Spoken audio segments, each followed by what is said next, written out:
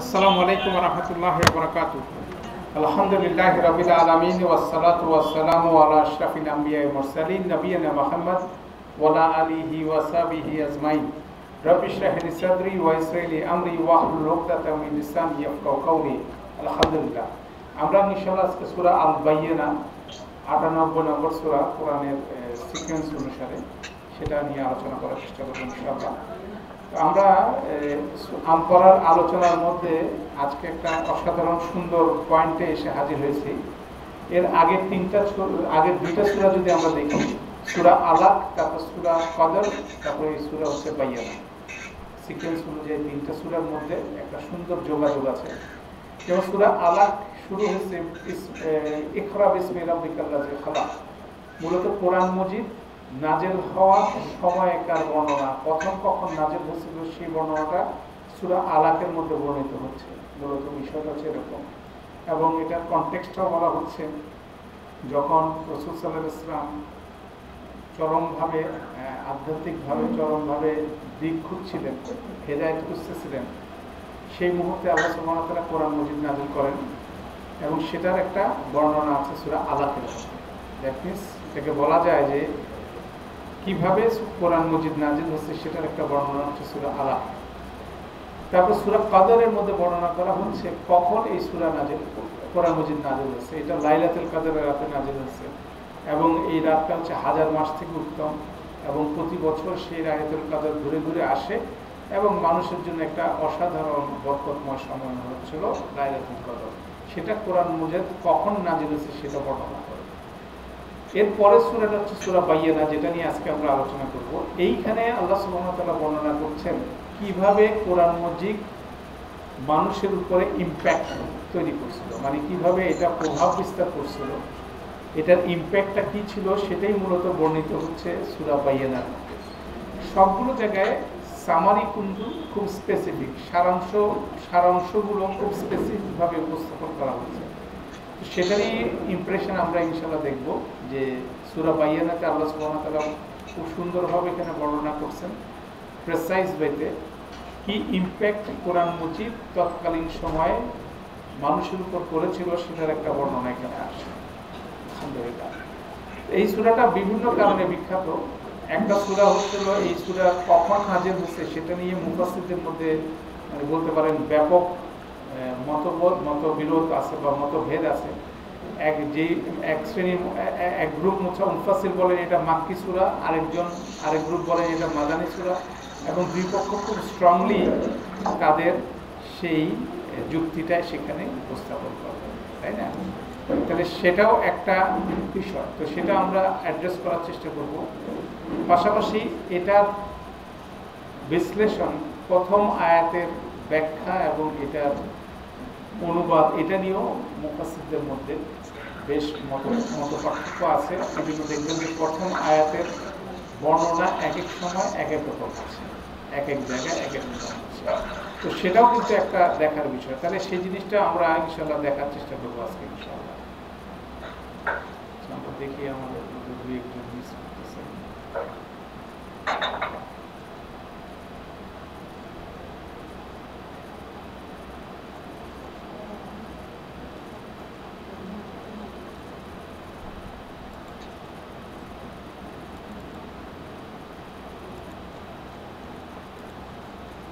প্রথমে আমরা এটার মাক্কি সূরা নাকি মাদানী সূরা, এটা বিশ্লেষণটা জরুরি, কারণ এটা অনেকাংশে এটার ইমপ্যাক্টটা আপনার বুঝতে সুবিধা করবে।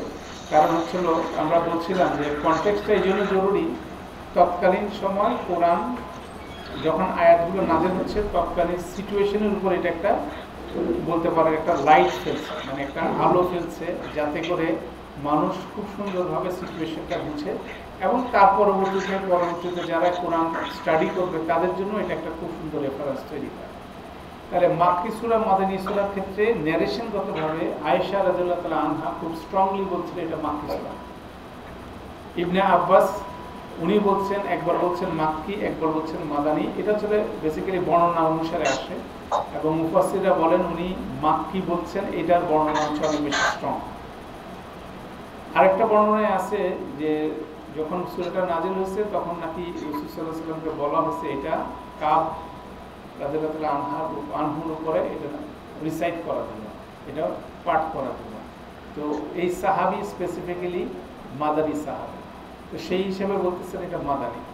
যারা এটাকে মাদানী বলেন তাদের পক্ষে সবচেয়ে স্ট্রংগেস্ট যুক্তি হচ্ছিল এখানে আহলে কিতাবের কথা বলা আছে, কিতাবের অধিকারী তারা মূলত মাক্কি জীবনেই মাদানী জীবনে আহলে কিতাবীদের সাথে মুখোমুখি হয়েছিলেন রাসূলুল্লাহ সাল্লাল্লাহু আলাইহি ওয়াসাল্লাম। অতএব সেই যুক্তিতে এটাকে বলা হচ্ছে মাদানী সূরা।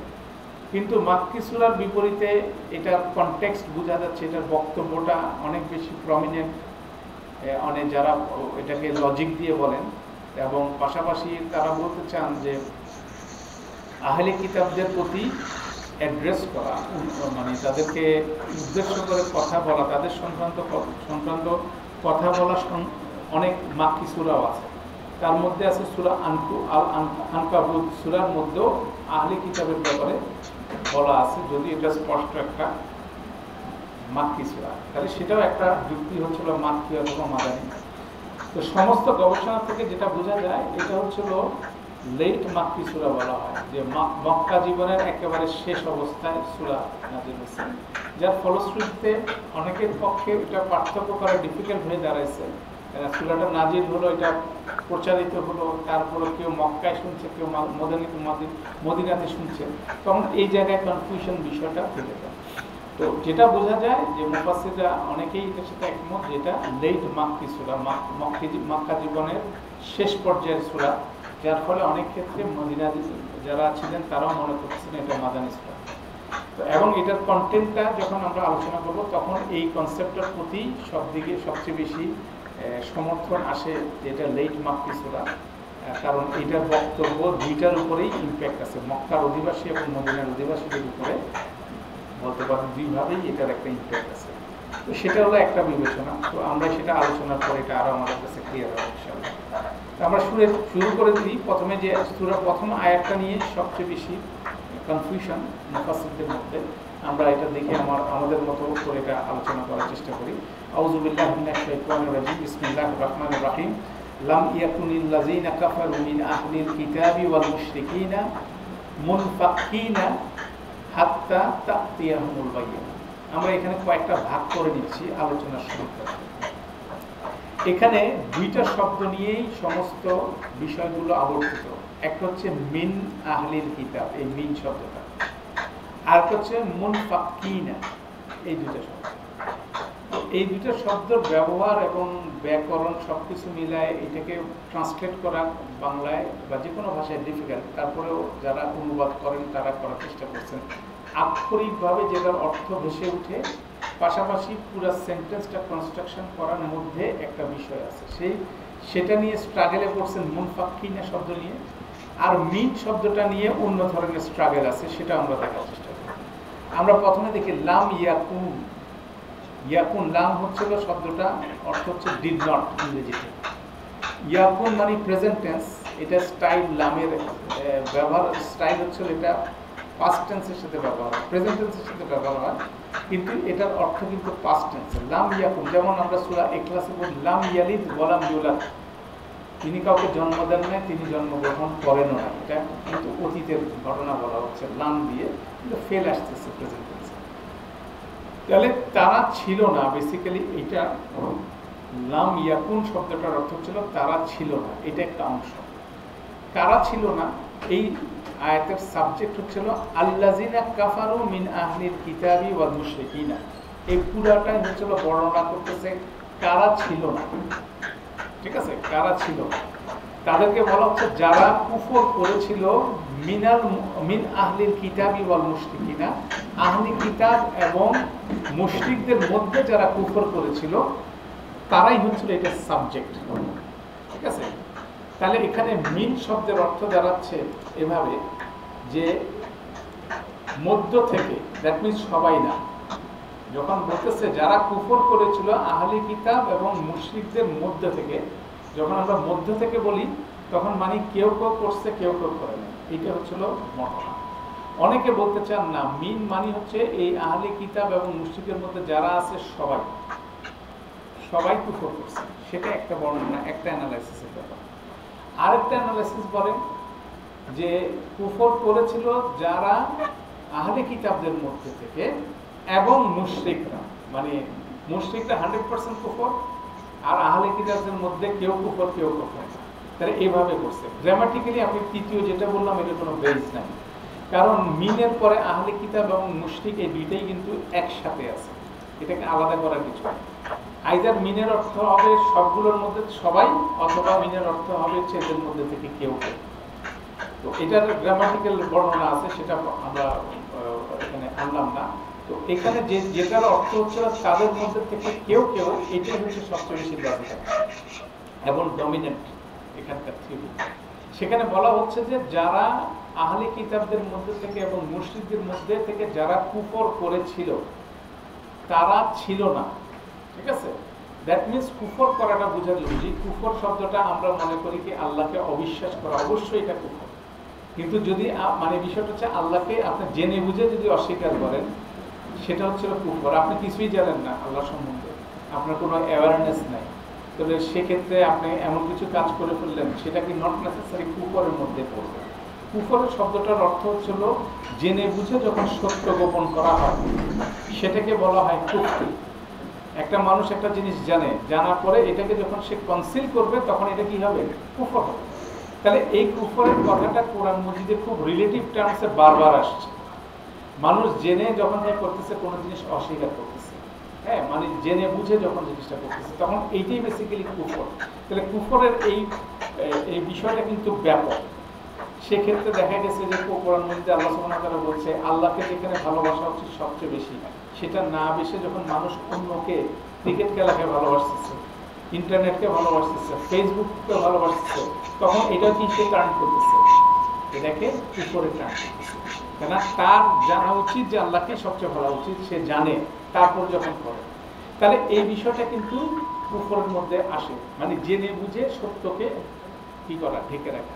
এই জন্য কাফের শব্দের মধ্যে যে করে, কৃষককে অনেক ক্ষেত্রে একই শব্দে বলা হয়, কেননা সেও কি করে, কোনো বীজকে মাটির মধ্যে বপন যখন করে তখন সেও কি ঢেকে দেয় বীজটা। তাহলে এভাবে করে কুফর শব্দটা এভাবে আসে, সেই জন্য এটা জেনারিক ফর্মে আসলো আল্লাযিনা কাফারু। কাফারু যখন বলা হচ্ছে যারা জেনে বুঝে সত্য গোপন করে, তাহলে এই জেনে বুঝে সত্য গোপন করার টেন্ডেন্সিটা কিন্তু প্রতিটা মানুষের মধ্যে কম বেশি আছে। কেন? প্রতিটা মানুষ যখন জীবনে চলাচল করে, অনেক ক্ষেত্রে সত্য তার কি করে, ইমিডিয়েট কোনো বিষয়ে বাধাদান করে, তখন সে সত্যটাকে ডিনাই করে, কি করে, এটাকে অস্বীকার করে, এটাকে বাদ দিয়ে সে এটাকে ভায়োলেট করে চলে, অথচ সে জানে এটা সত্য। যেমন সে মিথ্যা কথা বলা মহাপাপ, সে জানে, তারপরে সে বলতেছে, কেন মিথ্যা কথা বললে তার কি হয়, কিছু সুবিধা হয়, সে মনে করে। তাহলে এভাবে কুফরের বিষয়টা কিন্তু কন্টিনিউয়াসলি প্রতিটা মানুষের মধ্যে কাজ করে। তো এখানে বলা হচ্ছে যে যারা কুফর করেছিল আহলে কিতাবদের মধ্যে এবং মুশরিকদের মধ্যে, তারা ছিল না মুনফিকিনা। তারা ছিল না মুনফিকিনা, এভাবে বুঝলে আপনার জন্য সুবিধা। মুনফিকিনা শব্দটা হচ্ছিল, এটাকে যদি আপনি অ্যানালাইসিস করেন, এটার অর্থ হচ্ছিল যারা পৃথক হয়ে আসে। এখানে আপনার শব্দটা বুঝতে গেলে আমরা এটার অর্থটা বোঝা জরুরি, সে অর্থটা বোঝার চেষ্টা করি আমরা। মুনফিকিনা শব্দের মধ্যে যে জিনিসটা আছে সেটা হলো, আমরা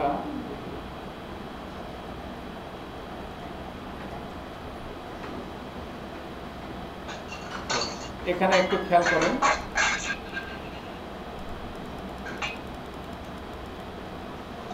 এটা হচ্ছে কি ইনফাক্কা। ইনফাক্কা 7 নম্বর ফর্ম। এটার অর্থ হচ্ছে বিচ্ছিন্ন হওয়া, আলাদা হওয়া, শিথিল হওয়া, পৃথক হওয়া, সংযোগ বিচ্ছিন্ন হওয়া, ঠিক আছে? এই শব্দগুলো হচ্ছিল ইনফাক্কা শব্দের মধ্যে আছে। এরকম সিমিলার একটা শব্দ আমরা পরিচিত হয়েছিলাম সূরা বালাদের মধ্যে। সূরা বালাদের মধ্যে আমরা পড়ছিলাম ফাক্কু রাকাবাতিন। ফাক্কু মানে মুক্ত করে দেওয়া, ঠিক আছে? রাকাবাতিন হচ্ছিল সব ধরনের শৃঙ্খল, মানে দাস মুক্তির কথাটা বলা হচ্ছে, ফাক্কু রাকাবাতিন। তাহলে ওখানে শব্দটার এটার 1 নম্বর ফর্ম, ওটার অর্থ হবে বিচ্ছিন্ন করা, আলাদা করা, শিথিল করা, পৃথক করা, সংযোগ বিচ্ছিন্ন করা। কিসে থেকে? দাসত্ব থেকে। করা করা করা, আর এখানে কি হচ্ছে, সব হওয়া হওয়া, এই পার্থক্যটা আপনাদের বুঝতে হবে। করা মানে হচ্ছে আপনি করতেছেন, ইউ আর ডুয়ার, আরেকজন এফেক্টেড হচ্ছে, ঠিক আছে। আর হওয়া মানেই হচ্ছিল আমি করতেছি, আমি এফেক্টেড হচ্ছি। যেমন আমি দাঁড়িয়েছিলাম, তাহলে আপনি নিজেই দাঁড়িয়েছিলেন নিজের উপরেই, ঠিক আছে। কিন্তু আমি সাহায্য করেছিলাম, তাহলে আমি কাকে সাহায্য করছিলাম, আমি কাজটা করছি, আরেকজন ইনভলভ। তাহলে এটা কিন্তু এগুলো আমরা টেকনিকে বলি সমাপিকা ক্রিয়া, ক্রিয়া অসমাপকে ক্রিয়া, বা ইংরেজিতে বলে ট্রানজিটিভ ইনট্রানজিটিভ ভার্ব। এইভাবে এটা বোঝা জরুরি। তাহলে বিচ্ছিন্ন হওয়া, আলাদা হওয়া, শিথিল হওয়া, পৃথক হওয়া, বিচ্ছিন্ন সংযোগ, বিচ্ছিন্ন হওয়া, এটা। আর যে এই কাজটা করে, ঠিক আছে, তাকে বলে ইসম ফাইল, এটা হচ্ছে মুনফাকুন। যারা এটা করে তাদেরকে আমরা বহু বচনে বলি মুনফাকুনা। আর মুনফাকুনার আরেকটা ভার্সন আছে হচ্ছে বহু বচনে মুনফাকিনা, ঠিক আছে। এইভাবে শব্দটা আসছে। অর্থ হচ্ছিল যারা, যে সকল ব্যক্তিবর্গ কি করে, বিচ্ছিন্ন হয়, যে সকল ব্যক্তিবর্গ আলাদা হয়ে যায়, শিথিল হয়ে যায়, পৃথক হয়ে যায়, সংযোগ বিচ্ছিন্ন হয়ে যায়, মানে এভাবে যদি আপনি অনুবাদ করেন, সেক্ষেত্রে দেখেন এখানে মুনফাকিনা হচ্ছিল যে সম্পর্কের অবসান ঘটায়, যে সংযোগ বিচ্ছিন্ন করে, যে কি করে, যে আলাদা পৃথক হয়ে যায়। বেসিক্যালি এইটাই হলো এটা মুনফাকিনা, এটা বোঝা যায়। এটা যদি আমি বুঝি, তাহলে আমাদের অনুবাদের মধ্যে আসেন। আহলে কিতাব এবং মুশরিকদের মধ্যে যারা কুফর করেছিল, তারা মুনফাকিনা ছিল না, মানে তারা পৃথক হয়ে বের হয়ে আসছিল না, যতক্ষণ না যতক্ষণ না ইয়াতিহুমুল বায়িনা, যতক্ষণ পর্যন্ত না তাদের কাছে পরিষ্কার প্রমাণ এসে হাজির হয়েছিল। এটার অর্থটা বোঝানো হচ্ছে এভাবে, যতক্ষণ পরিষ্কার প্রমাণ না আসছিল, তখন তারা সবার সাথে মিশেই ছিল। যেমন তৎকালীন সময় মক্কার জীবন যদি দেখেন, 360টা লোক মূর্তিকে তারা পূজা করতো, এক একজন এক একটা মূর্তি পূজা করতো, এবং রাসূল সাল্লাল্লাহু আলাইহি ওয়াসাল্লাম কোনোটাকে পূজা করতো না। তারপরে কি তারা একসাথে বসবাস করতেছে, কেউ কারোর সাথে কি তুমি এটা করতেছো না কেন, বা তুমি এটা করো কেন, এই বিষয়ে কোনো প্রশ্ন কিন্তু ছিল না। কিন্তু যখন কোরআন মজিদ নাজিল হলো, তখন কোরআন মজিদ বললো কি শুধুমাত্র আল্লাহর ইবাদত করতে হবে, এগুলো সব হচ্ছিল ফলস গড, এগুলোর ইবাদত করা যাবে না। মানে যাবে না মানে হচ্ছে করতে পারবা না, এটা না, এটা করা উচিত না। কোরআন বলতেছে যে এটা কোনোভাবে করা উচিত না। তখন যেটা বলতেছে, তখন কি হলো, তো সিচুয়েশন তাহলে কি হলো, তাহলে একটা বক্তব্য হলো যে এক আল্লাহর উপদেশ ঘোষণা করতে হবে, 360টা করা যাবে না, করা যাওয়া নিয়ে মানে এটা করা উচিত না, এটা কোনো ধর্ম হচ্ছে না, ঠিক আছে। এই বক্তব্য যখন হচ্ছে, তখন এসে যারা কুফর করেছিল তারা বেশি কি হয়ে গেল, প্রতিবাদী হয়ে গেল। কেন প্রতিবাদী হয়ে গেল? তখন তারা কুফর করলো এভাবে, তারা জানলো, তারা বুঝলো এটা হচ্ছে আসল কথা, কেন তারা জ্ঞানী লোক বা তারা বুঝের লোক, কিন্তু তারা দেখলো যে এটা কি হয়, তাদের জন্য অসুবিধা তৈরি করে। যেমন সবচেয়ে বড় কুফর করছে কে, আবু জাহেল, আবু লাহাব।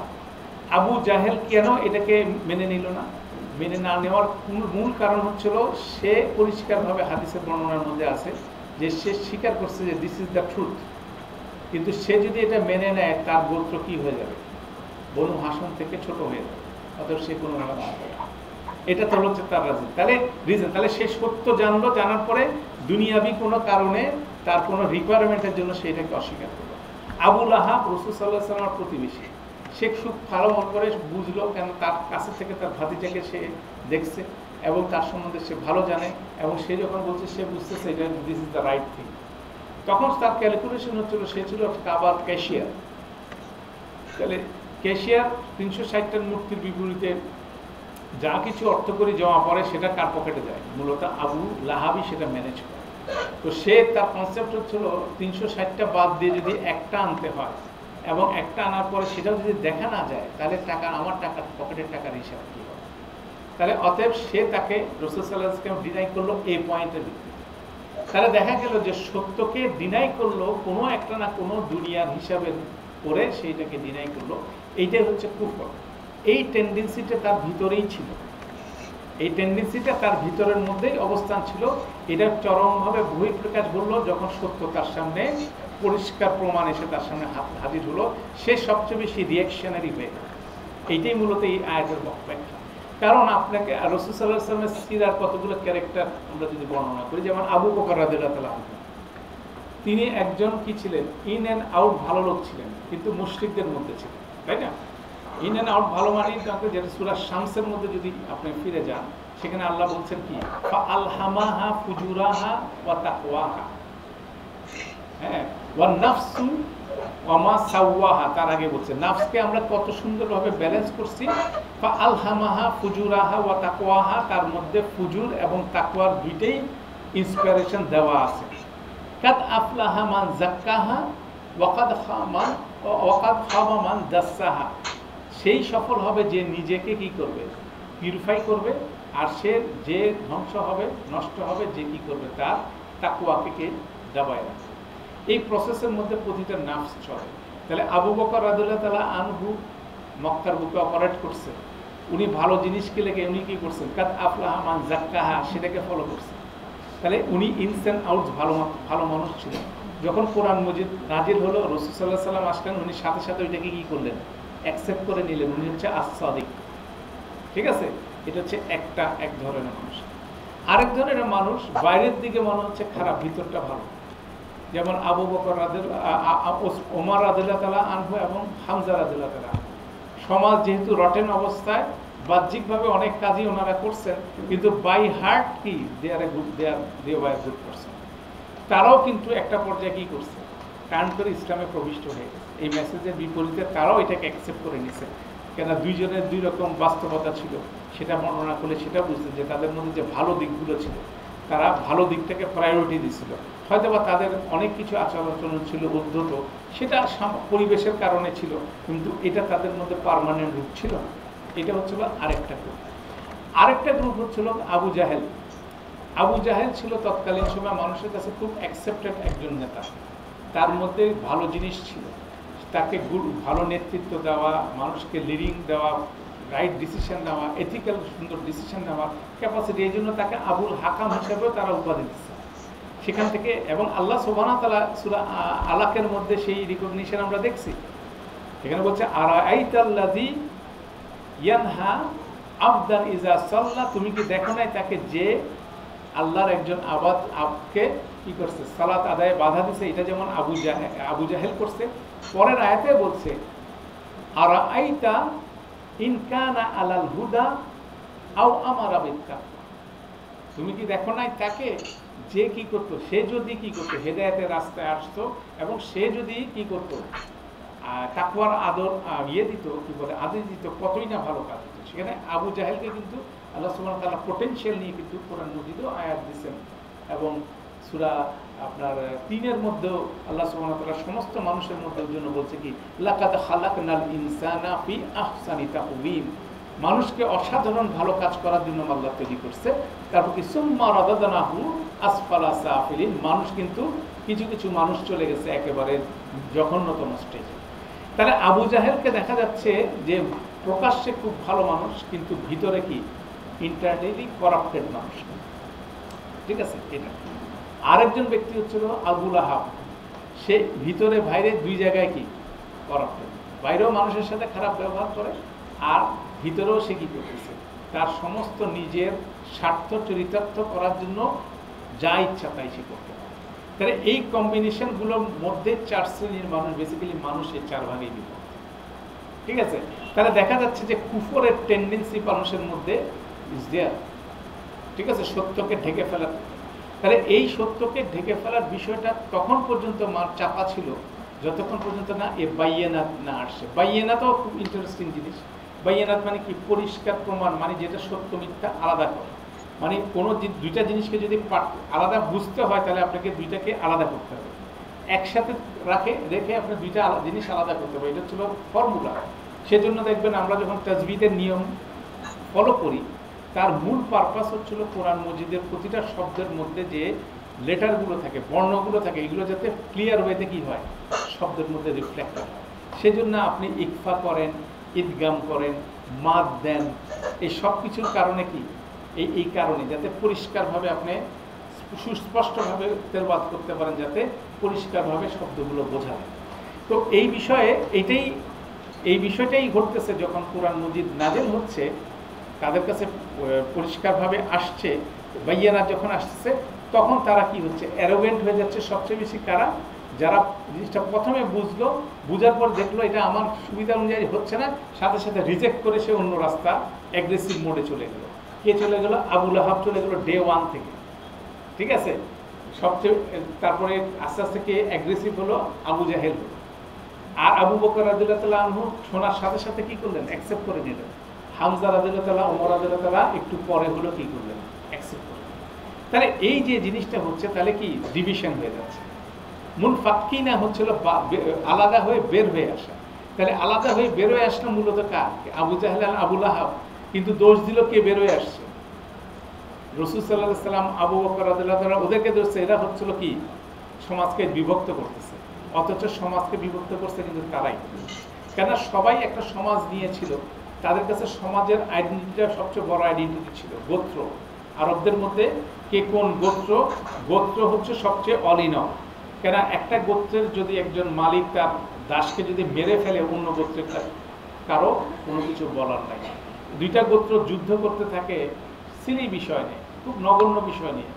একটা গোত্রের লোক যদি আরেকটা গোত্রের একটা ভেড়াকে একটা থাপ্পড় মারলো, এই কারণে দুইটা গোত্র মারামারি শুরু করলো। মানে তাদের এই বিষয়গুলো প্রচণ্ডভাবে তাদের মধ্যে কাজ করত। যখন ইসলাম আসলো, যখন পরিষ্কার প্রমাণ আসলো, তখন সাথে সাথে কি হলো? এইগুলো সব ভাঙা শুরু হলো। তাহলে ব্যাপারটা হচ্ছিল মূলত ডিভিশন হয়ে কি হলো?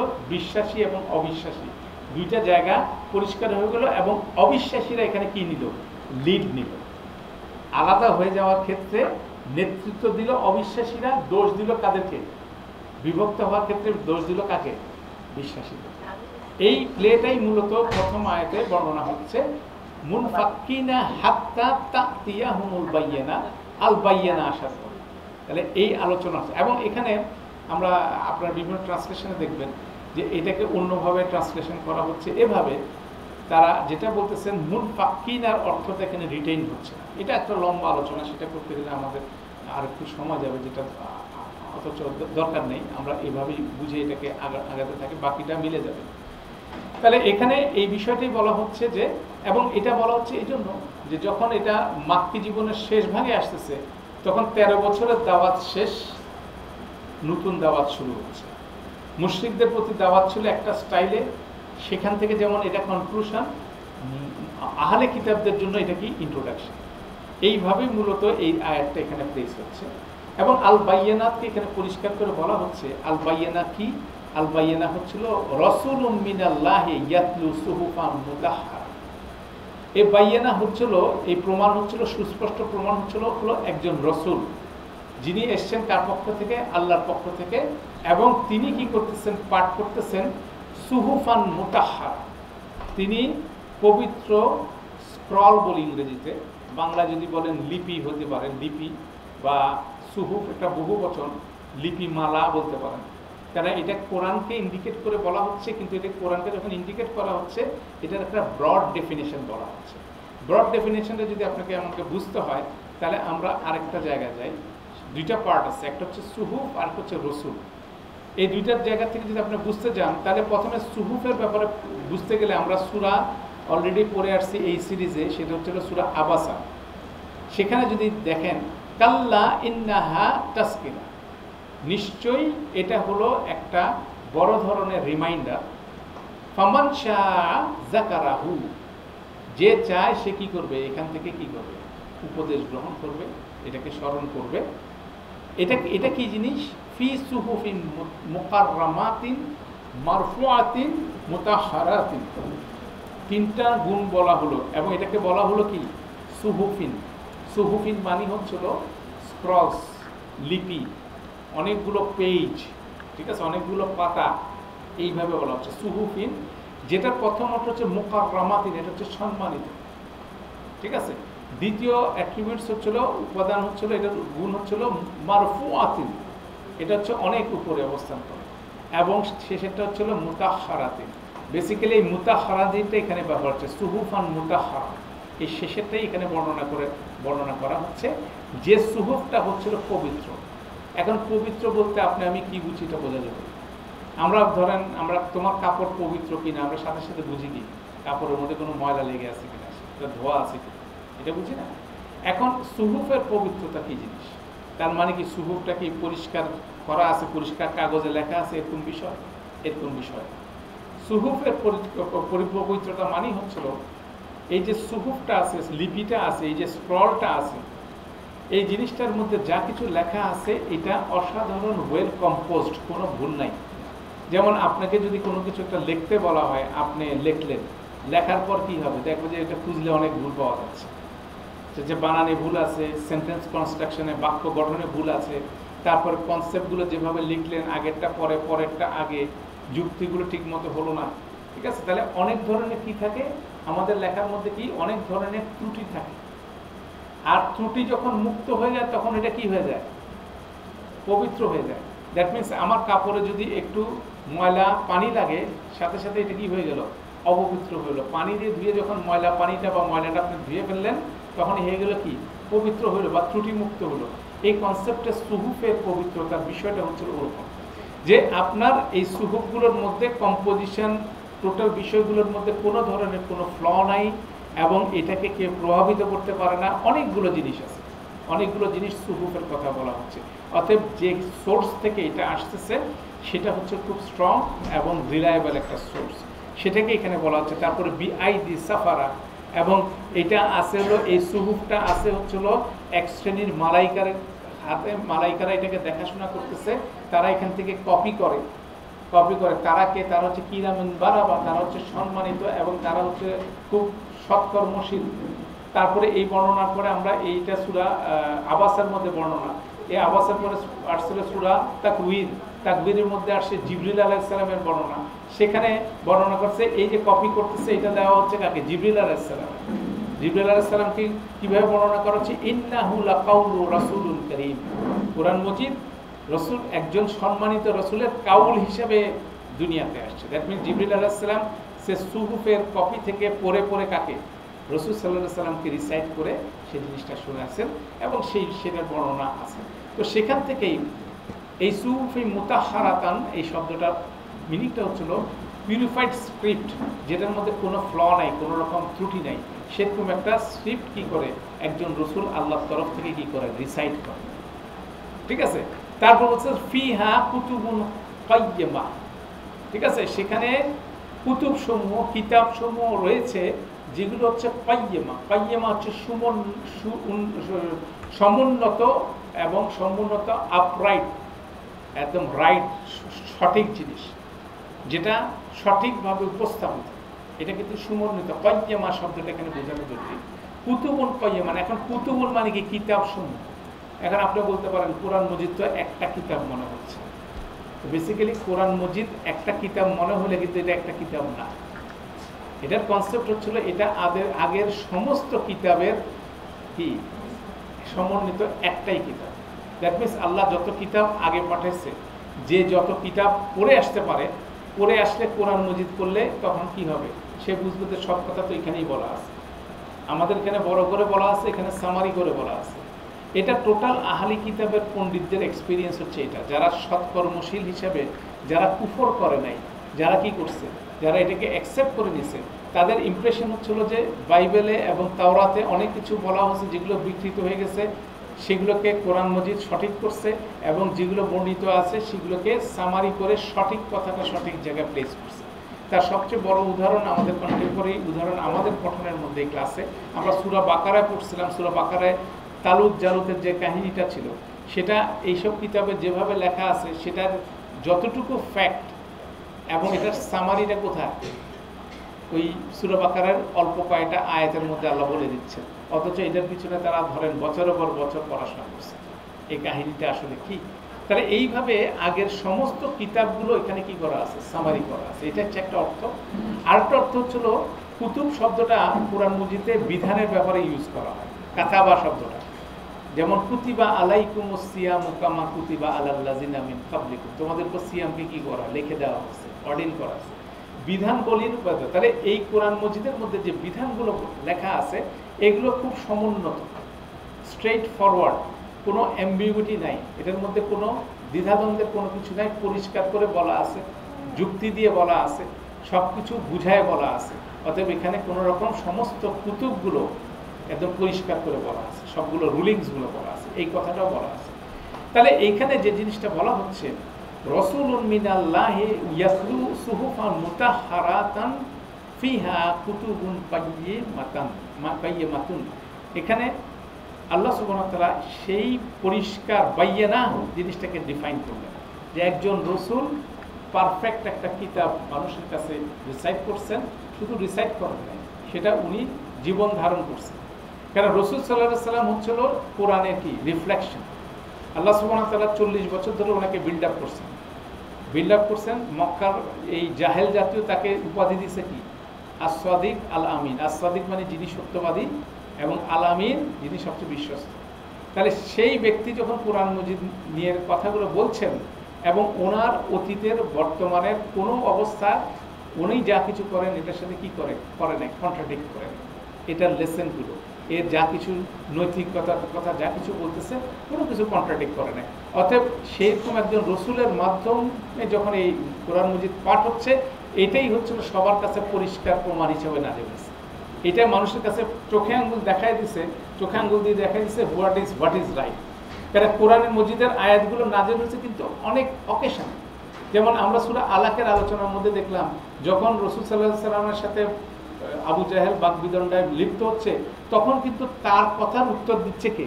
কোরআন মজিদ উত্তর দিচ্ছে। মানে এটা এমন স্পষ্টভাবে সিচুয়েশনের সাথে মিশে আসছে কোরআন মজিদ, সেটা কোনোভাবে ডিনাই করার কোনো ক্যাপাসিটি তাদের ছিল না।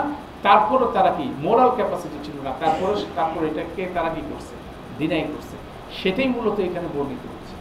এর মাঝে আরেকটা জিনিস বোঝা খুব জরুরি, সেটা হলো যে দুইজনের সিচুয়েশন দুই রকম। মানে মুশরিকদের সিচুয়েশন একরকম, এই কনফ্লিক্ট, যে কনফ্লিক্টের কথা বলতেছি, বিশ্বাস অবিশ্বাসের যে কনফ্লিক্ট, এই জায়গায় কোরআন মজিদ যখন ইন্টারভেন করলো, যখন এখানে প্লেস হলো, তখন মুশরিকদের মধ্যে এক ধরনের রিয়াকশন, আহলে কিতাবদের মধ্যে আরেক রকম রিয়াকশন।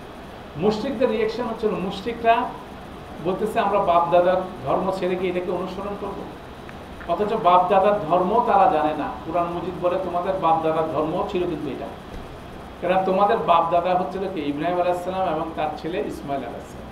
এবং ইসমাইল আলাইহিস সালাম বলে গেছে তার সন্তানদেরকে তোমরা কি করো?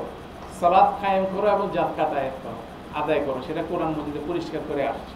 সে কথা কোরআন মজিদ বলতেছে, তোমাদের পূর্বপুরুষ হচ্ছিল ইসমাইল আলাইহিস সালাম, এই নগরীর গোড়াপত্তন করছে ইসমাইল আলাইহিস সালাম। অর্থাৎ তিনি কি করছেন? তিনি তার পরিবারকে সালাত এবং যাকাতের আদেশ দিচ্ছেন। তো সেই কথাই তো এখন বলা হচ্ছে, নতুন কোনো কথা বলা হচ্ছে না। অর্থাৎ তুমি কি করছো? তোমার কাগজপত্র সব ছিঁড়ে ফেলছো, হারায় ফেলছো, এবার নিজেদের মতো করে মন গড়া ভাবে চলতেছে। এটা হচ্ছে একটা গ্রুপ, যারা বলতেছে আমাদের বাপ দাদার ধর্ম ছেড়ে আমরা কি এটাকে ফলো করব? আমাদের এতদিনের গোত্রের ঐতিহ্য, পারিবারিক ঐতিহ্য, আমাদের আগে যারা চলে গেছে তারা কি জাহান্নামে যাবে? মানে এই লজিক দিয়ে মুশরিকদের আর্গুমেন্ট হচ্ছে এটা।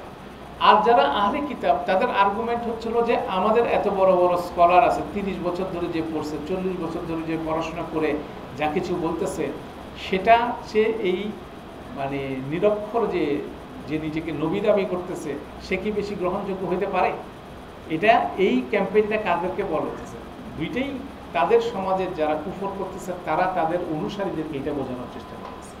কিন্তু যারা অধিপতি, তারা পরিষ্কার করে বুঝছে এটা হলো সেই জিনিস।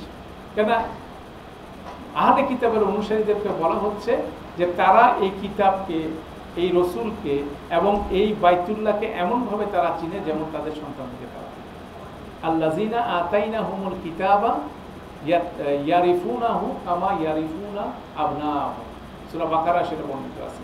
তো সেইভাবে তারা চিনে, কিন্তু তারা তাদের যুক্তিতে উপস্থাপন করতেছে এইভাবে যে আমি এতদিন ধরে পড়াশোনা করে আসছি, অতএব আমরা এটা সঠিক বলতেছি, আর এই নিরক্ষর এটা ঠিক না। কিন্তু তারা ভিতরে দেখার সাথে সাথে কিন্তু তাকে চিনে ফেলছে। তাহলে এই দুই ধরনের কনফ্লিক্টের কুফরের রাস্তাটা কিন্তু ডিফারেন্ট, কিন্তু end of the day result কি একই। তারা এটাকে ডিনাই করে আলাদা গ্রুপে পরিণত হচ্ছে। তাহলে এইটাও কিন্তু একটা গুরুত্বপূর্ণ বিষয় এখানে। এরপরে আসেন, এরপরে আল্লাহ সুবহানাহু ওয়া তাআলা শুধুমাত্র এবার আঙ্গুল দিয়ে দেখাচ্ছেন কার দিকে? আহলে কিতাবের। 3 নম্বর আয়াত পর্যন্ত 1, 2, 3 আহলে কিতাব এবং মুশরিকদের মধ্যে যারা কুফর করেছিল তাদের ব্যাপারে বললেন। বাইয়িনাত কি জিনিস সেটাকে ডিফাইন করলেন। একজন আল্লাহর রাসূল সেই আল্লাহর কিতাবকে মানুষের মধ্যে কি করছেন, প্রচার করছেন, পাঠ করছেন। যে কিতাব সম্বন্ধে কমেন্ট করা হলো, হওয়ার পরে এবার আহলে কিতাবদের অনুসারীদেরকে স্পেসিফিকলি বলা হচ্ছে ওয়ামা তাফাররাকাল্লাযিনা উতুল কিতাবা ইল্লা মিন বাদি মা জাআতহুমুল বায়িনা। এবং যাদেরকে কিতাব দেওয়া হয়েছিল উতুল কিতাবা, তারা কি দলে দলে বিভক্ত হয়ে গেছে পরিষ্কার মিন বাদি মা জাআতহুমুল বায়িনাত। এই বায়িনাত আসার পরেও তারা কি করছে, দলে দলে বিভক্ত। বায়িনাত কি আজকে আসছে? কোরআন মজিদ আসছে এখন, এর আগে কি আসছে? ইনজিল আসছে, তার আগে তাওরাত আসছে, জবুর আসছে। যা কিছু যখন আসছে প্রতিটার মধ্যে কি ছিল? বায়িনাত ছিল, পরিষ্কার দিক নির্দেশনা ছিল। তারপর কি তারা কি করছে, নিজেদের মধ্যে ডিভাইডেড দলে উপদলে পরিণত হয়ে তারা বায়িনাত জিনিসটা নষ্ট করে দিচ্ছে। মানে হোয়াট ইজ দ্য বায়িনা, কেন সে তার মতো করে তার রিলিজিয়ান কি তৈরি করে ফেলছে। সেটাই খুব সুন্দরভাবে সূরা বাকারার মধ্যে আল্লাহ সুবহানাহু ওয়া তাআলা খুব সুন্দরভাবে এটা প্লেস করছেন। এভাবে সূরা বাকারার 213 নম্বর আয়াতে, কানান নাসু উম্মাতান ওয়াহিদা, মানুষ ছিল অনলি ওয়ান সিঙ্গেল উম্মত। কে? আদম আলাইহিস সালামের সন্তান হিসেবে তো তারা একটা উম্মত তৈরি করছে, ঠিক আছে।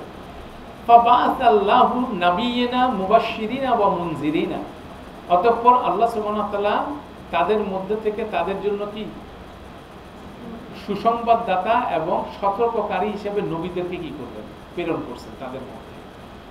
ওয়া আনজালা, এবং নাজিল করেছেন মাহুম তাদের সাথে আল কিতাবা, কিতাব নাজিল করছেন সবার সাথে, বিল হাক্কি সত্য সহ, উইথ ট্রুথ, যাতে করে লিয়াহকুমা, যাতে করে তারা মীমাংসা করে দিতে পারে, বাইনান নাসে মানুষের মধ্যে, ফিমা ইখতালাফু ফিহি যে বিষয়ে তারা এই নিয়ে যে মতবিরোধ করতো সেটা নিয়ে রিজলভ করার জন্য, এটা সমাধান করার জন্য যুগে যুগে আল্লাহ নবী রাসূল কিতাব সহ পাঠাচ্ছেন। অথচ আমরা নবী রাসূলের নাম নিয়ে কি আলাদা হয়ে যাচ্ছি। আমি ইব্রাহিম আলাইহিস সালামের অধিকারী অনুসারী আর কাউকে মানি না, আমি মুসা আলাইহিস সালামের অনুসারী কাউকে মানি না, ঈসা আলাইহিস সালামের অনুসারী কাউকে মানি না, এভাবে আমরা বিভক্ত হয়েছি। কিন্তু আল্লাহ সুবহানাহু ওয়া তাআলা এখানে বলতেছেন কি, একটা উম্মতই ছিল, এবং মানুষ যখন ডেভিয়েটেড হয়ে মতপার্থক্য করতেছে, আল্লাহ সুবহানাহু ওয়া তাআলা যুগে যুগে কিতাব সহ নবী পাঠাইছেন। তাদেরকে পাঠানোর মূল পারপাস হচ্ছিল আমাদের মানুষের মধ্যে এই মতবিরোধ দূর করে ফেলা, মানে ওই বাইয়িনাতকে এস্টাবলিশ করা। বাইয়িনাত যে ক্লিয়ার যে মেসেজটা, সেটাকে এস্টাবলিশ করা হচ্ছিল। কিন্তু তারা কি করলো, ওয়ামাখতালাফা ফীহি ইল্লাল্লাযিনা উতুহু, এই উতুহু এটা উতুল কিতাবা আমাদের এখানে একই, ঠিক আছে। উতুল কিতাবাকে উতুহু, আল কিতাবাকে হু এখানে নিয়ে আসা হয়েছে। বলছে যে তারা নিজেদের মধ্যে মতপার্থক্য করলো, যাদেরকে এটা দেওয়া হলো মিন বাদি মা জাআতহুমুল বায়িনাত, তাদের কাছে পরিষ্কার প্রমাণ আসার পরেও তারা এটা করলো। কি কারণে? এখানে কারণটা বললেন, বাগিয়ান বাইনাহুম, পরস্পর বিদ্বেষ বশত হয়ে তারা এটাকে কি করলো, এক্সপিডাইট করলো, এটাকে সামনের দিকে আগায় নিল, এই মতবিরোধটাকে, এটাকে ঠিক করলো, মানে এটাকে নিরসন করলো না, আরো ভাগ করে দিল। তো এটা যেমন আহলে কিতাবরা করছে, আমরা আরো সুন্দরভাবে করছি। আমরা পরবর্তীতে কোরআন নিয়ে যখন আমরা ডিল করছি, আমরা এটা করছি, আমরা 4টা মাহাজাব ভাগ করছি, এই 4 ভাগে বিভক্ত মুসলিম। এটা কে বললো আপনাকে 4 ভাগে বিভক্ত? মুহাম্মদ তো একটাই। যদি আমি আলেম হয়ে থাকি, আমাকে বুঝতে হবে কি উম্মত একটাই। এখানে 4, 10, 15, 20 কোনো ভাগ বলতে কিছু না, উম্মত একটা। মত পার্থক্য থাকতে পারবে, বসে এটা রিজলভ করেন, বাইয়ানাত ক্লিয়ার করেন। আর মতপার্থ না করে মতপার্থটাকে পার্মানেন্ট শেপ দেওয়ার কোনো রকম লজিক এখানে নাই। তাহলে যেটা যাদের নামে করা হয়েছে তারাও এটা জানে না। যেসব 4 মাহাজাবের যারা অনুসারী বলে যে যারা যেসব ইমানকে মাথায় দিয়ে সামনে দিয়ে তারা দল ভাগ করছে, ওই ইমানেরও খবর নাই, উনিও বলে যান না যে আমি এক ভাগ। সবার হচ্ছিল উম্মাতুন ওয়াহিদা। আমাদের যে ডিভিশন দেখতেছি সেই একই ডিভিশন এর আগেও ছিল। এটাই আল্লাহ সুবহানাহু ওয়া তাআলা বলতেছেন, ওয়ামা তাফাররাকাল্লাযিনা উতুল কিতাবা ইল্লা মিন বাদি মা জাআতুহুমুল বায়িনাত। এই পরিষ্কার বায়িনাত আসার পরও তারা কি করছে, দলে উপদলে ভাগ হয়ে কি করছে, প্রকৃত বায়িনাত থেকে গায়েব করে দিয়েছে। অথচ যখন আসলো তখন হলো কি, যারা এই বিষয় বেশি জানে তারা কি করলো, এটাকে রিজেক্ট করলো। তাহলে এখানে দেখেন 1 থেকে 4 নম্বর আয়াতের মধ্যে মূলত আল্লাহ সুবহানাহু ওয়া তাআলা এই জিনিসটা পরিষ্কার করলেন যে কোরআনের ইম্প্যাক্টটা কি, যেটা আমরা আলোচনা করতেছিলাম আমাদের আলোচনার মূল বিষয় আজকে। সেটা হচ্ছিল সূরা বাইয়িনার প্রথম 4 আয়াতে আল্লাহ পরিষ্কার করে বললেন ইম্প্যাক্ট, কোরআনের ইম্প্যাক্টটা মানুষের উপর কি আসছে। কোরআনের ইম্প্যাক্ট আসছে মানুষের মধ্যে আসার সাথে সাথে মানুষ বিভক্ত হয়ে গেছে বিশ্বাসী অবিশ্বাসীর মধ্যে, এবং অবিশ্বাসীরা এখানে বিভক্তির জন্য সবচেয়ে বেশি কি করছে, লিড নিছে। তারাই হচ্ছিল অত্যাচার নিপীড়ন শুরু করছে বিশ্বাসীদের উপর, কিন্তু ব্লেম দিচ্ছে উল্টা করে। ব্লেমটা হচ্ছে ওরাই আমাদের সমাজ ভেঙে দিচ্ছে, ওরাই আমাদের জাতি ভেঙে দিচ্ছে, ঠিক আছে। কিন্তু বেসিক্যালি তারা আহ্বান করতেছে সত্যের পক্ষে, সত্যের দিকে। তারা সহ অবস্থানে করতে চায় যে তোমরা তোমাদের কিন্তু ধর্ম কিন্তু এটা সত্য, তোমাদেরটা ভুল। অতএব এটাই সত্যটা মেনে নেওয়া তোমার জন্য কল্যাণকার, দুনিয়া আখেরাতের জন্য তোমার জন্য কল্যাণকর। এখন এই সত্যটা যেহেতু সত্য সেটা মানতে পারতেছে না, অতএব সে সত্য কথা বলতেছে না, তাকে এখানে দাওয়ায় রাখতে হবে। সেই হিসাবে সেই কনসেপ্টটা এখানে আসতেছে। এবং আল্লাহ সুবহানাহু ওয়া তাআলা এখানে বাইয়িনাত জিনিসটা খুব ছোট করে ব্যাখ্যা করে দিলেন। একজন রসুল আল্লাহর তরফ থেকে পিউরিফাইড, তার কোনো বক্তব্য না, পিউরিফাইড সুহুফ, যেটা আগের সমস্ত সুহুফের সত্যায়নকারী, এবং আগের সুহুফের সবগুলোর সামারি এটার মধ্যে আছে। অর্থাৎ সেটা নিয়েই এই সুহুফটা তৈরি করা।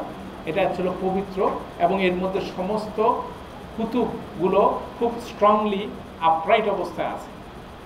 এটা সূরা আলা শেষে, আপনার সূরা আলা শেষ হচ্ছে কিভাবে, ইন্না হাযা ফি লাফি সুহুফিল উলা সুহুফি ইব্রাহিম ওয়া মূসা। আল্লাহ যা বক্তব্য বলছে এটা শুধুমাত্র নতুন কথা না, এটা অনেক আগের থেকে দেওয়া হচ্ছে, যে কি করতে হবে, যে সাইয়াযাক্কারু মান ইয়াখশা ওয়া ইয়াতাজান্নাবুহাল আখশা কাদ আফলাহা মান তাযাক্কা ওয়া যাকারা ইসমা রাব্বিহি ওয়া সাল্লা। এই যে কথাগুলো যা কিছু বলছে এটা নতুন কথা না, এটা অনেক আগের থেকে ইব্রাহিমের সুহুফ এবং মূসার সুহুফ, সেখান থেকে এটা বলবৎ আছে। তাহলে এই জিনিসটাই এখানে কম্পাইল করে, এবং শেষে এটা 4 নম্বরে ক্লোজ করলেন এভাবে যে আহলে কিতাবরা তো অনেক জ্ঞান বুদ্ধি আছে, তারা এই কাজ করলো কিভাবে, তারা বাইয়িনাতটাকে নষ্ট করে দিল। তাহলে বাইয়িনাত থেকে ডিভাইস করে দিল, আহলে কিতাবরা এই কন্টিনিউয়াস ওই প্রসেসের মধ্যে দিয়ে আছে। এটা বলার পর 1 থেকে 4 পরে 5 নম্বর আয়াতে আল্লাহ বর্ণনা করলেন আসলে বিষয়টা কি, এই বাইয়িনাতের মধ্যে সামারি বিষয়টা কি, মানে কোরআন মজিদের সামারিটা কি, এখানে আসলে কি করতে বলা হয়েছে, এটা এত গায়ে লাগলো কি জন্য। সেখান থেকে সামারি কথাটা আল্লাহ একটা আয়াতে ডেসক্রাইব করলেন।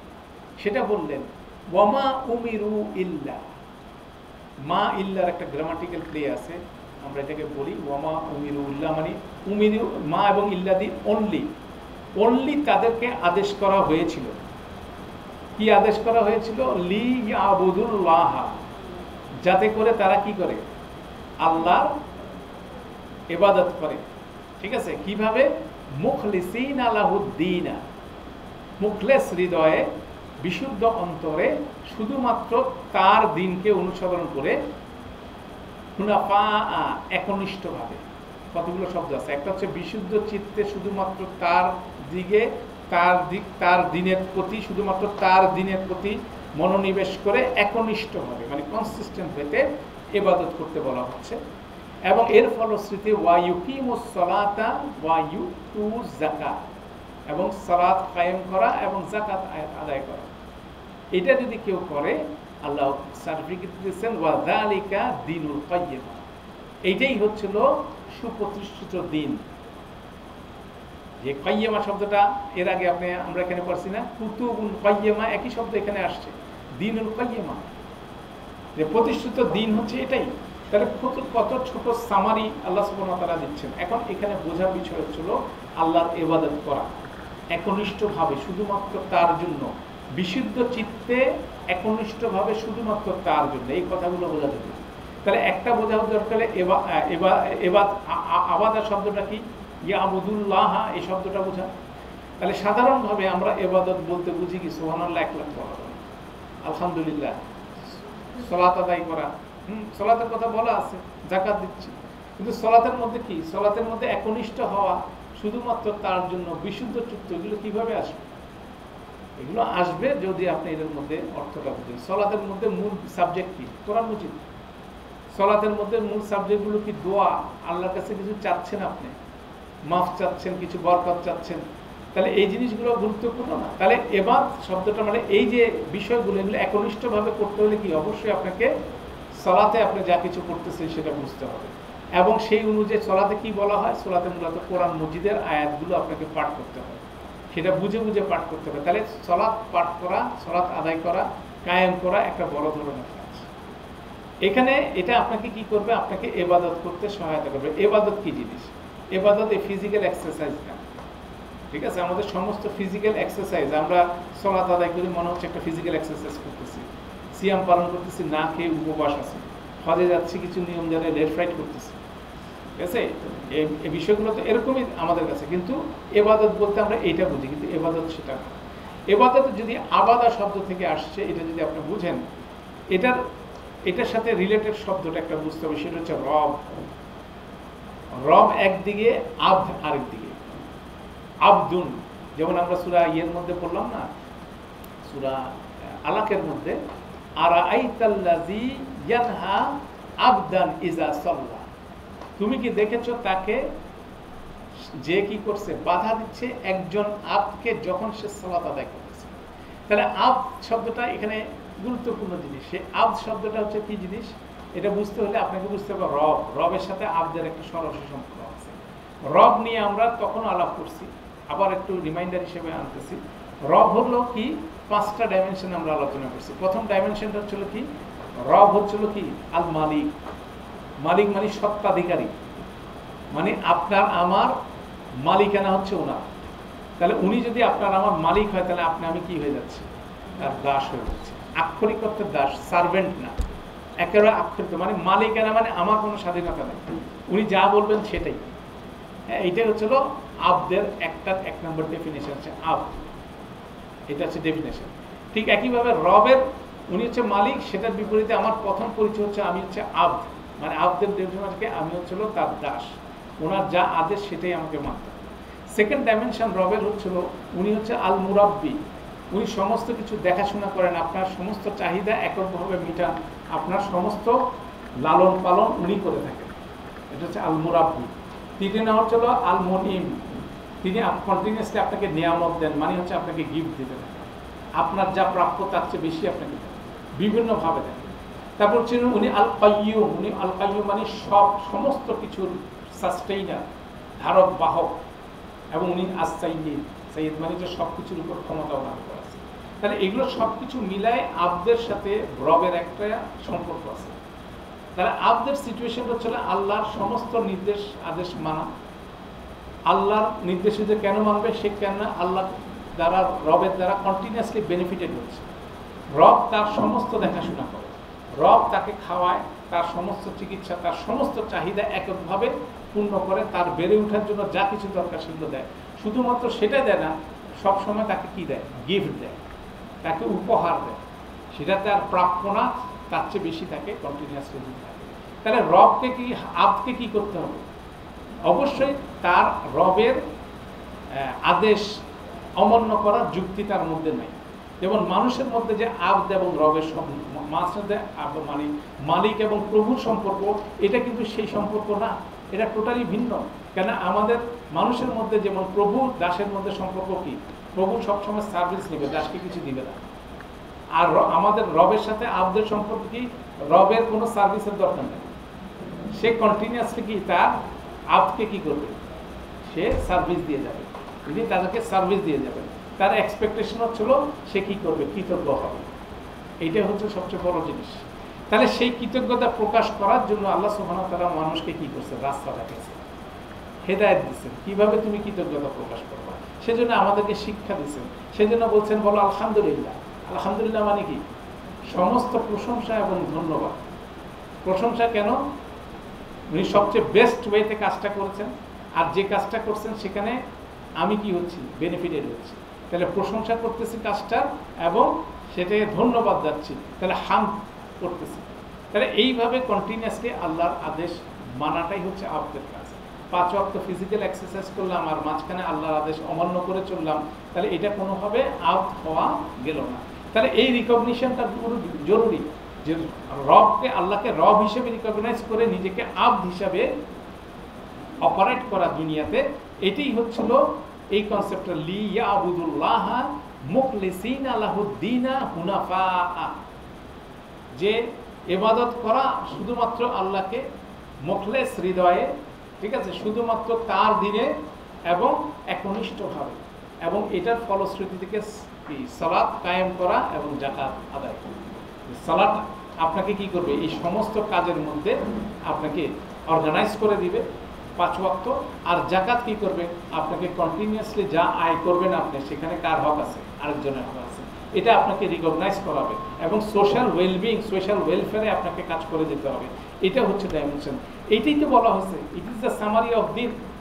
আল্লাহ সুবহানাহু ওয়া তাআলা সেটাই বলতেছেন যে ওয়ামা উমিরু, এবং তাদেরকে বলা হয় নাই ইল্লা লিয়াবুদুল্লাহা মুখলিসিনা লাহুদ-দীনা হুনাফাআ ওয়া ইউকিমুস সালাতা ওয়া ইউতুজ যাকাতা ওয়া যালিকা দীনুল কাইয়্যিম। এটাই হলো কাইয়্যিম দিন, এটাই হচ্ছিল শাশ্বত দিন, হচ্ছে এই জিনিসটা, এটাই বলা হচ্ছে।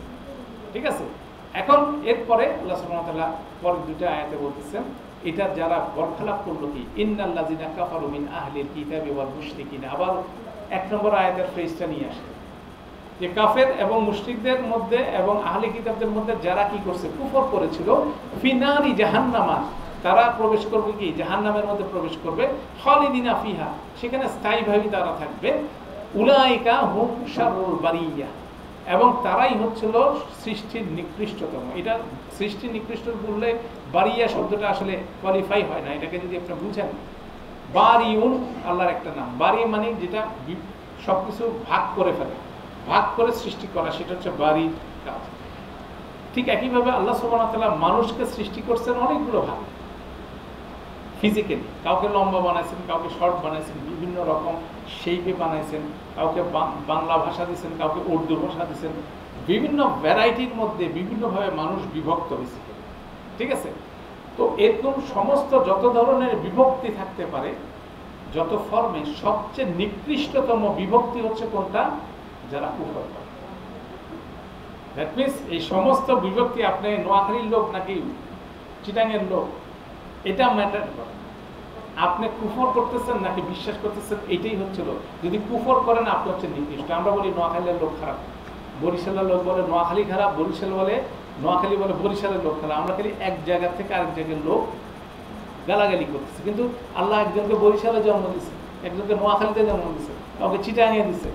তাহলে সেটা আল্লাহ কি করছে, বাড়ি হিসাবে উনি বিভিন্নভাবে এটাকে করছেন। কিন্তু আল্লাহ বলতেছেন যে সমস্ত ডিভিশনের মধ্যে সবচেয়ে জঘন্যতম ডিভিশন কোনটা, যারা কুফর করে। ঠিক আছে, সেই জিনিসটা এখানে বেরিয়ে আসছে, কারণ এটা গুরুত্বপূর্ণ জিনিস। এটা বলার পরে এরপরে বলতেছেন এই বিপরীতে কারা আছে, ইন্নাল্লাযিনা আমানু ওয়া আমিলুস সালিহাত, যারা ঈমান আনছে এবং ভালো কাজ করছে। এবং ইন্নাল্লাযিনা আমানু, আল্লাযিনা আমানু ওয়াস সালিহাতের কিন্তু আরেকটা ডেফিনেশন আমরা এই সিরিজে পড়ছি, সেটা হচ্ছিল যে কি করে নিরাপদে ঢুকে চলে আসে, মানে যখন সে অবিশ্বাস করে তখন সে কি করে, আল্লাহর ক্রোধের মধ্যে থাকে। যখন ঈমান আনে তখন আল্লাহ নিরাপত্তার মধ্যে চলে আসে। তাহলে এই যাত্রার মধ্যে তাকে কি করতে হয়, আগের অপকর্ম সংশোধন করতে হয়, সেটা হচ্ছে সলিহা। That means it's a continuous process. ঈমান আনা এবং ভালো কাজ করা, এটা কন্টিনিউয়াস প্রসেস।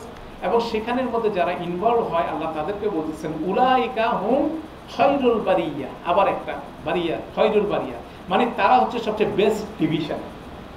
মানুষের মধ্যে যত ডিভিশন হতে পারে, যাদের ঈমান আছে তারাই হচ্ছে সবচেয়ে বেশি বেস্ট ডিভিশন। যেমন আমরা দেখি ইন্না আকরামাকুম ইনদাল্লাহি আতকাকুম, সূরা হুজুরাতের আয়াত।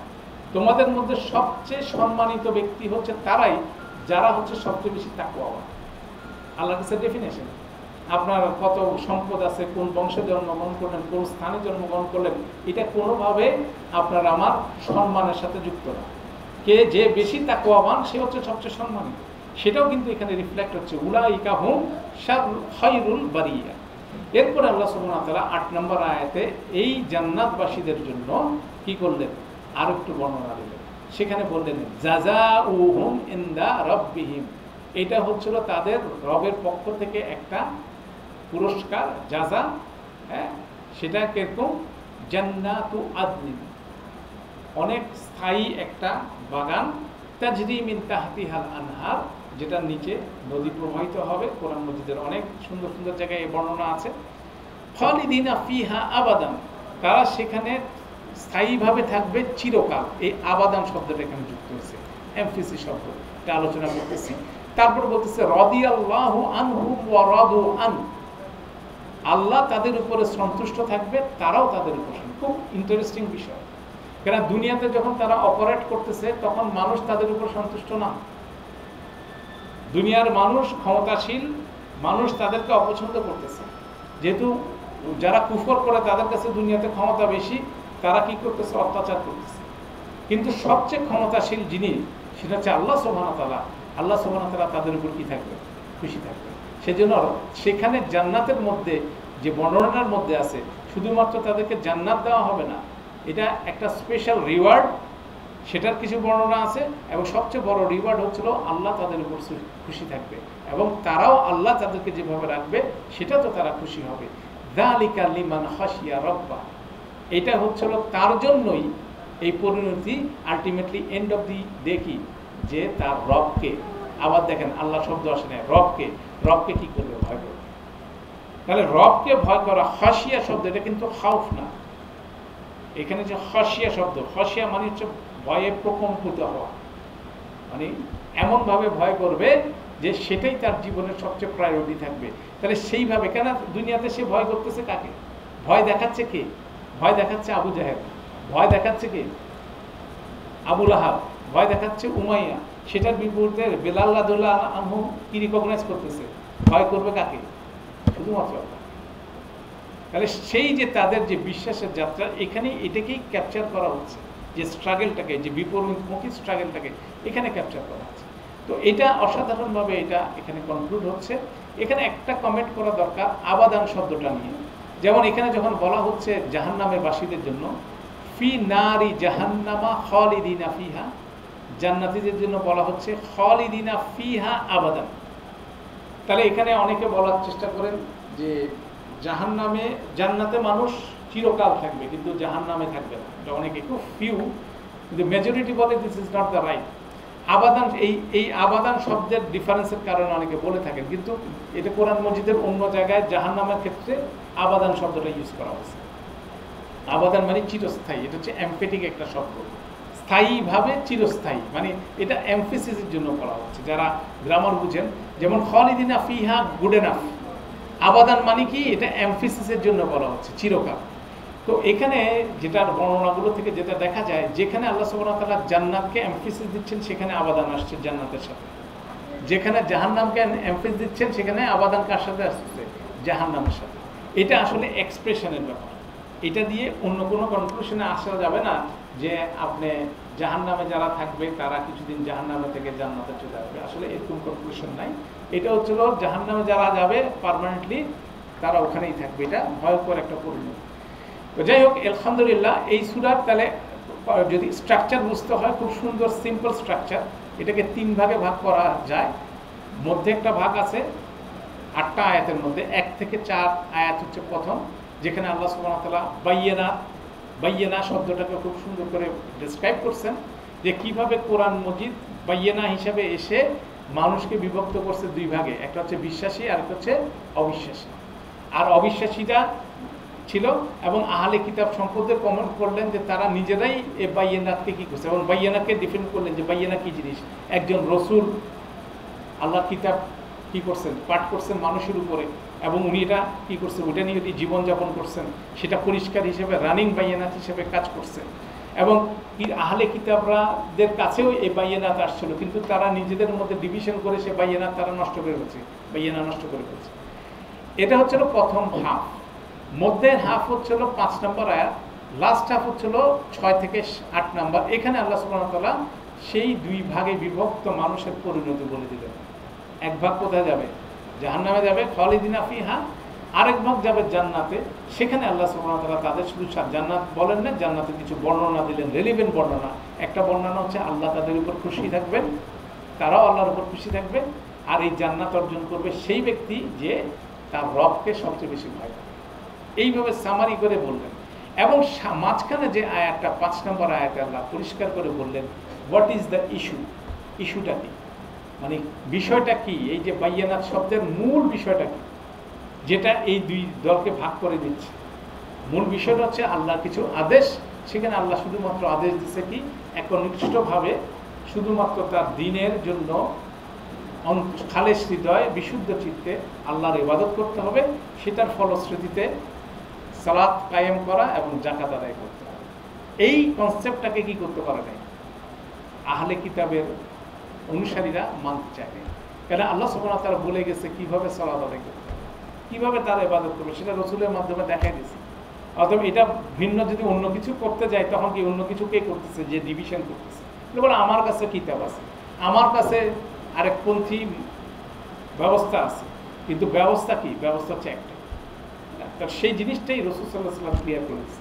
তো এই বিষয়টা এই জন্য জরুরি, আমরা যেটা বলছিলাম যে এটার প্লেসমেন্ট হচ্ছিল মাক্কি জীবনের শেষে 13 বছরের স্ট্রাগল শেষ করে আল্লাহ রাসূল সাল্লাল্লাহু আলাইহি ওয়াসাল্লাম একটা ফেইথ শেষ করলেন, মুশরিকদেরকে দাওয়া দিলেন। তো সেখানে তাদের কনক্লুশন হচ্ছে এটা, আর আহলে কিতাবদের ইন্ট্রোডাকশন হচ্ছে এটা। কারণ আহলে কিতাবরা যেহেতু এইসব সব কিছু জানে, তাদেরকে আগের থেকেই বলতেছেন যে কি, যে আমি তোমাদের সত্যায়িত কিতাব নিয়ে হাজির হয়েছি, অতএব এটার মধ্যে কুফরকারী হয়েও না, যেটা সূরা বাকারার মধ্যে প্রথম দিকেই আল্লাহ সুবহানাহু ওয়া তাআলা বলতেছে যে তোমরা প্রথম অস্বীকারী হয়েও না। এটা পরিষ্কার আহ্বান হচ্ছে। তাহলে বাইয়ানা শব্দ এই সূরাটা খুব সুন্দরভাবে রাসূল সাল্লাল্লাহু আলাইহি ওয়াসাল্লামের মাক্কি জীবনের শেষের দিকে খুব সুন্দরভাবে রিফ্লেক্ট করে দুইটা অডিয়েন্সকে আল্লাহ সুবহানাহু ওয়া তাআলা ইন্ডিকেট করতেছেন। মূল বিষয় হচ্ছিল যারা জেনে বুঝে কি করে, সত্য গোপন করে, তাদের পরিণতি হচ্ছিল দুনিয়া আখিরাতে দুই জায়গায় খারাপ, এবং তারাই হচ্ছিল কি মূল ক্রিমিনাল। এটাই এখানে হাইলাইটেড হচ্ছে। আল্লাহ আমাদের জন্য সহজ করুন। কেন প্রত্যেকের কাছে কি আল্লাহ নিজ দায়িত্বে সবার কাছে কি সত্যটা উপস্থাপন করে। যে আমরা মনে করি একজন কৃষক কি করবে, প্রতিটা মানুষের কাছে তার ফিতরার মধ্যে কিন্তু এটা বিল্ট ইন, ঠিক আছে। প্রতিটা জায়গা থেকে মানুষ কিন্তু এই অবিশ্বাস বিশ্বাসের মধ্যে কিন্তু অপারেট করে। আল্লাহ তাকে ইন্ডিভিজুয়ালি প্রতিটা মানুষকে কিন্তু ইন্ডিভিজুয়ালি টেক কেয়ার করে। এটা একটা গুরুত্বপূর্ণ লেসন। আল্লাহ আমাদের জন্য সহজ করুন, যাতে আমরা এখান থেকে সঠিক শিক্ষাটা নিয়ে আমরা জান্নাতীদের রাস্তায় চলতে পারি। আমরা আজকে এখানে শেষ করছি। সুবহানাল্লাহি ওয়া বিহামদিহি, সুবহানাকাল্লাহুম্মা ওয়া বিহামদিকা, আশহাদু আল্লা ইলাহা ইল্লা আনতা, আস্তাগফিরুকা ওয়া আতুবু ইলাইক। আসসালামু আলাইকুম ওয়া রাহমাতুল্লাহ।